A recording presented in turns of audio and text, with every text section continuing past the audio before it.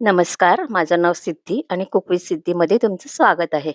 आज मी बनवणार आहे मिसळ पाव. चला तर मग रेसिपीला सुरुवात करूया. सर्वात प्रथम आपण एका कढईत हे अर्धी वाटी तेल टाकूया. मग त्यात टाकूया अर्धा चमचा जिरे, 5 ते 7 कढीपत्त्याची पाने, 1 हिरवी मिरची, 1 मोठा चमचा आलं लसूण पेस्ट, 1 बारीक चिरलेला कांदा आणि 1 बारीक चिरलेला टोमॅटो. आता हे छान मऊ होईपर्यंत परतून घेऊया. मग त्यात टाकूया 1 चमचा लाल मिरची पावडर, 1 चमचा मालवणी मसाला. हा मी घरीच बनवला आहे. आणि हा अर्धा चमचा कांदा लसूण मसाला. आता या मसाल्यांना तेल सुटेपर्यंत परतून घेऊया.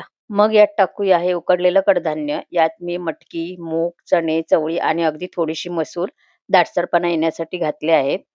हे कडधान्य उकडताना मी यात थोडासा हिंग, हळद आणि मीठ टाकलं होतं. यात आता हे उकळलेलं गरम पाणी, चवीनुसार मीठ आणि हा सुहानाचा मिसळ मसाला टाकूया आणि याला एक उकळी काढून घेऊया. मिसळमध्ये आपल्याला गरम पाणीच घालायचं आहे, जेणेकरून मिसळला छानपैकी तर्री येते.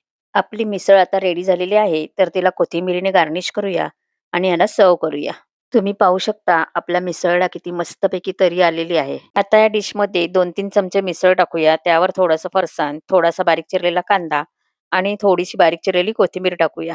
ही रेसिपी अगदी सोपी आणि झटपट बनणारी आहे, तर तुम्ही नक्की ट्राय करून बघा आणि जर माझा व्हिडिओ आवडला असेल, तर लाईक करा, शेअर करा, कमेंट करा आणि सबस्क्राईब करायला विसरू नका.